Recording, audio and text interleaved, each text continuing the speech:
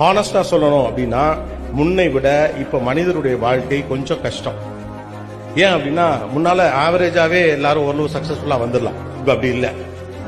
நீங்க காலமாற்றம் அப்படிதான் நடக்கும். இப்ப 80களில் 90கள்லாம் பாத்தீங்கன்னா ஒரு பையன் நல்லா படிப்பான், சுத்தி ஒரு 10 பேர் சுத்தி இருப்பான். ஓகே, அப்புறம் 90களில் பார்த்தீங்கன்னா ஒரு 4 பசங்க நல்லா படிப்பாங்க, 4 பிள்ளைங்க நல்லா படிக்கும், 10 பசங்க அவங்களோட சேர்ந்து படிப்பாங்க. இப்பெல்லாம் அப்படி கிடையாது. பூரா பேருமே நல்லா படிக்கிறாங்க, பூரா பேருக்குமே எக்ஸ்போஷர் இருக்கு. அதே மாதிரி ஒரு பெரு வளர்ச்சியை நோக்கி இப்ப நம்ம நகர்ந்திருக்கோம் அப்படிங்கறதுதான்.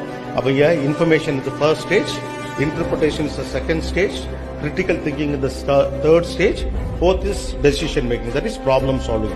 How much ever the problem is solved, that you will become big. நீங்க எவ்வளவு பெரிய ப்ராப்ளத்தை சால்வ் பண்றீங்களோ அவ்வளவு பெரிய ஆளாவீங்க. அவ்வளவு மட்டும்தான். எதையும் தனிப்பட்ட முறையில் எடுத்துக்கொள்ளாமல் இருப்பதில் பெரும் சுதந்திரம் இருக்கிறது. யாருக்காவது உன்னை பிடிக்கவில்லையா? பரவாயில்லை. யாராவது உன்னை தவறாக மதிப்பிடுகிறார்களா? அப்படியே இருக்கட்டும். யாராவது உன் வாழ்க்கையின் ஒரு பகுதியாக இருக்க விரும்பவில்லையா? சரி, செல்லட்டும்.